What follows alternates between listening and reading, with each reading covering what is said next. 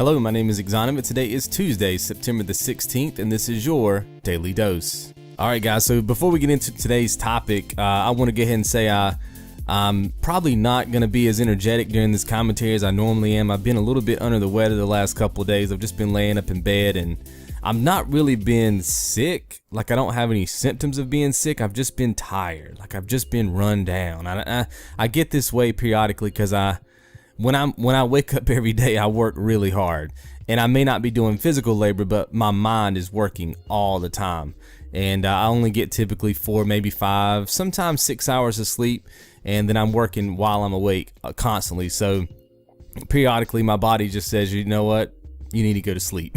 You need to hibernate, and that's what I've been doing the last couple of days, just trying to get my body back in gear, which I guess is a good thing because the fall is going to be getting here. We're going to be getting all these good games, and I'm going to need some energy to get through them. So more Destiny videos will be dropping today, and we should be back on track with the Daily Dose. So I apologize for not putting that up in the last couple of days, but your boy just hasn't really felt like himself. So let's get into today's topic. So everybody's probably heard by now that Notch has sold Mojang to Microsoft for $2.5 billion, which is a ton of cash. I think he walked away with 70% of that is what everybody is saying, which is a lot of cheddar.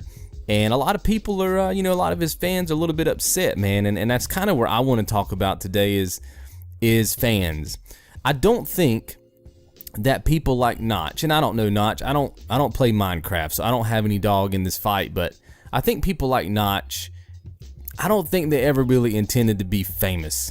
I think they wanted to, make a good game, make a fun game, and he even says this in some of his comments, some of his quotes, that he never really meant to make a game that quote unquote changed the gaming landscape, right? That was never his intention. He just wanted to program a game, and he did it, and it took off.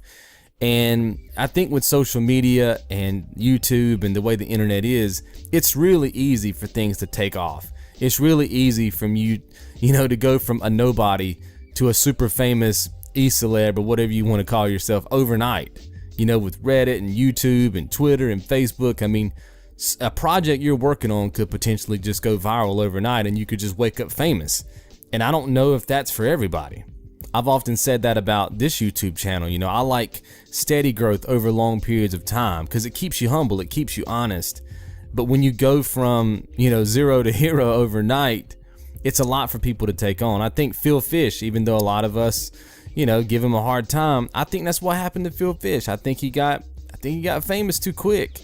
You see it a lot with actors and actresses and musicians and stuff like that. They go from a nobody to a somebody. They get all this money, they get all this fame, or whatever you want to call it. It goes to their head. They don't know how to handle it. And I think that's what happened with Notch. I mean, he even made a quote that says something like, it's not about the money, it was just my sanity. You see what I mean? I had to get away. And he even comments to his fans too. He says things like, I love my fans, but there's too many of you. There's too many of you, and I'm not trying to change the world over here. I just want to program games and be under the radar. And what I find so interesting about this story is that the fans turned on him.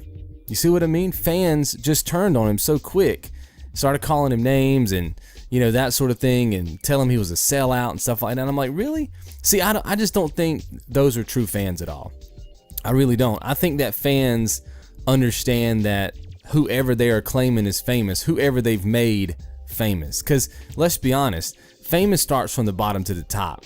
You know what I mean? The very second that people stop making somebody famous, they're not famous anymore. That's why you see a lot of people trying to stay current and trying to stay relevant and all this kind of stuff on social media, is because they want to be famous, but it's the people that make them famous. You see what I'm saying? It's the people that make them famous at any given time. And I just think it's kind of sad that with the internet the way that it is right now, you can be on the top one day, say something or you do something out of turn or something, just make an honest mistake sometimes, and within 24 hours you are hated by all. The same fans who used to love you are now the same quote unquote fans that hate your guts. And I don't like that, man. Like, and I guess I'll go ahead and make it relevant to this YouTube channel. I hope that I don't have fans like that. I hope that I don't have people out there that have supported me for a year or 2 years or whatever, and then, you know, because I'm gonna make a mistake at some point down the line. I will mess up, I will hurt somebody's feelings, I will just make a misstep, and it's like, if you're just a ticking time bomb waiting to explode, then that's a bad thing. Like, you're not a true fan. You see what I mean? True fans are understanding. You know, you can't just keep making the same mistake over and over and over and over and over again, right? Because you can only apologize so many times. But if you make a mistake or you step out of turn, I just don't think that true fans will lay it on that thick. And you do see some fans in some of the comment sections being very understanding and saying, look, I totally understand. And look, I have 5,000 of you guys, a little over 5,000 of you guys. About 700 of you are active subscribers. And I have a hard time keeping up with you guys because you're always pushing me to the next, you know, to the next game, pushing me to play games, which is good. I'm not mad about that. But imagine having 1 million people pushing you every day. You see what I mean? Pulling you and pushing you. It would be tough, man, for anybody to handle, especially if they didn't mean to get in that position in the first place, if it just kind of happened. You know what I mean? So I'm happy that he stepped away. I'm happy that he's kind of distancing himself away from the project. Gets his sanity back. It makes him human again. It makes him not famous, which is exactly where some people need to be. And I'm the same way. I don't ever want to be famous. I don't find that to be the most interesting thing about being on YouTube. It's communication. You see what I mean? I want SOG to be famous, but I don't want me to be famous, if that makes sense. And I think he's happy that Minecraft is the game that it is. I just think that he doesn't want to be the face that has to connect himself with that game. You see what I'm saying? And so he had to walk away. But I think it's kind of wrong that his fans are dissing on him. I do. I really do. I think that by doing that, they're not true fans to begin with, because they would, if they were true fans, they'd be understanding of what he's going through, and they would support him no matter what. That's what true fans and friends do. But anyway, guys, that's my opinion on the subject. I'll see you guys right back here tomorrow.